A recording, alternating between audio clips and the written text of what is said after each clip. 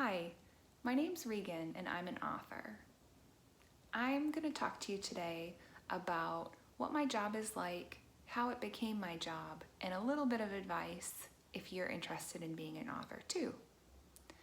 So to start, I write novels. There are lots of different jobs in the sphere of being an author, but for me, that means writing novels under a contract. And I'll talk about that a little bit in a minute. My first novel is going to come out in the summer of 2021, and I'm working on my second novel right now. The first one is a family drama and a crime story that takes place in a made-up town in Maine. The second novel, I honestly don't really know how to describe yet, but I'm hoping that by the time I'm done working on it, I'll know how to talk about it. So the way that I make money as an author is by writing under a contract. And the easiest way for me to describe how that works is really to also at the same time tell you how I became a paid author. So I used to have a different job. I worked full-time as a lawyer, and every morning before I went to work, I would work on a novel. It's the novel that's coming out next year. It's called The Damage, and I would work on it really early in the morning before I went to work. And eventually I decided to try to get an agent. And an agent is someone whose job is to help you sell your novel to a publisher. And that's what my agent did. She found a publisher that she thought would really like it, and she was right. And the way that it works for me, it's different for a lot of authors, but the way it works for me is that I actually have more than one publisher because they've kind of divvied up who's going to sell different versions of the book in different markets. And so the way that I'll explain it actually is by using other books as an example. So this is a book that my friend wrote about himself. It's a memoir. And if you look on the side of a book, oftentimes there will be a logo and a name, and that's who the publisher of the book is. Another place to look if it doesn't have that is right at the beginning on the title page. You'll see, there it is, the title of the book, the author, and again, the publisher. So his publisher is Flatiron Books. In my case, this is another one, Stephen King. Have you heard of him? This is his publisher of this version of The Shining is Anchor Books. And if you look at his title page, it says Anchor Books, a division of Random House LLC. And so Random House is a really, really big publisher, and you can almost think of it as an umbrella, and then falling under the umbrella is Anchor Books that published this for him.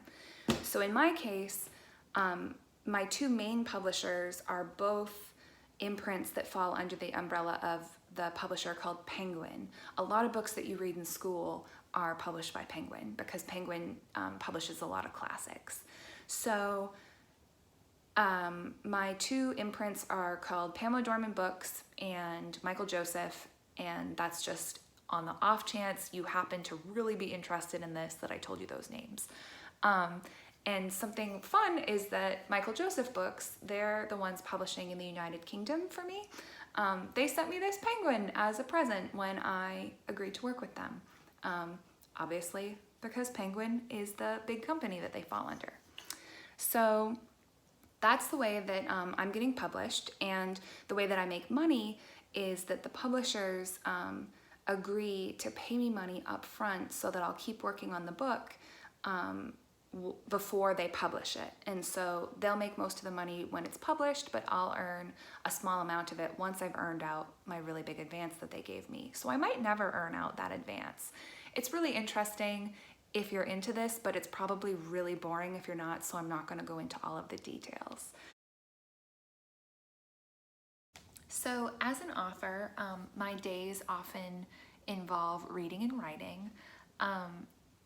Pretty much no matter what phase I'm in when I'm working on a book, I do a lot of research. And so for me, research looks like reading articles, reading other books, even watching a documentary, trying to learn more about the topics that I'm writing about or the characters that I'm writing about. As for writing, when I'm working on a brand new piece, like the novel that I'm working on right now, I'm creating something from nothing, and so I do a lot of writing by hand. I also like to use a word processing software called Scrivener, and I also use Word and Google Docs to write. I kind of mix it up a lot when I'm in that first stage of collecting all of the thoughts in my head. But when I'm working on a novel that I've already written, then I use a Word program. Well, it's just called Word. And I do a lot of edits with my editors at the imprints, who give me feedback through the Word program and also through something called an edit letter, where they write to me about the different edits that they're suggesting I consider making, whether it's a specific thing that they're saying, what if you made A, B? Or they might be saying, I don't really understand the whole chapter about A, can you elaborate on it? And so that's the kind of thing that I do on a pretty daily basis. I also do things like kind of manage social media accounts. For me, I really like using Instagram. I know other authors use other accounts. I even know an author who uses TikTok a lot. I don't know how to do TikTok, but I think a lot of authors use social media. Some people blog. I'll write blog posts for other people, but I don't have my own blog. When I'm really lucky, I get to go to a conference or a convention where I meet up with other authors and attend lectures, or I might go to a library, or I would love to come to a school someday. But those are more abnormal things that I do. The reading and writing is a daily thing for me. I thought that I would show some of the tools that I like to use that aren't like the desktop setup. And so maybe, like, for me at least as a writer, the coolest thing is that I'm super lucky. I have an aunt and uncle who have a print shop, and so they'll print off a version of the novel for me. This is single-sided, so you don't totally think that I wrote like the longest book on the planet. See, like, the back pages are empty. It's just the front pages that have text. And I like to read it and make notes by hand, and it's easier to catch typos when you're looking at like a physical piece of paper, I find. I also really like to use poster boards and sticky notes and what are these called? Index cards. And these are sticky notes that I didn't resolve, but this was once like covered, and it was one of like multiple boards, and it's just a way for me to kind of organize the story in my head and see it visually, because that can be really hard to do when you're working with something as big as a novel. And then the other tool that I really love is I like to print off a calendar and write in pencil what characters are doing on different days, or what days different events happen.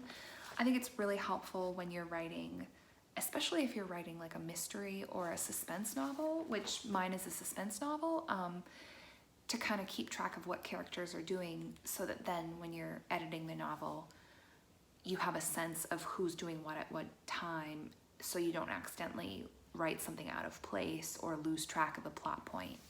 So those are some of my favorite tools to use. So the last thing I want to talk about is how you might become an author too if you're interested. And I could talk about this for 12 million hours, and so I'm really trying to keep it short and not bore you all to death.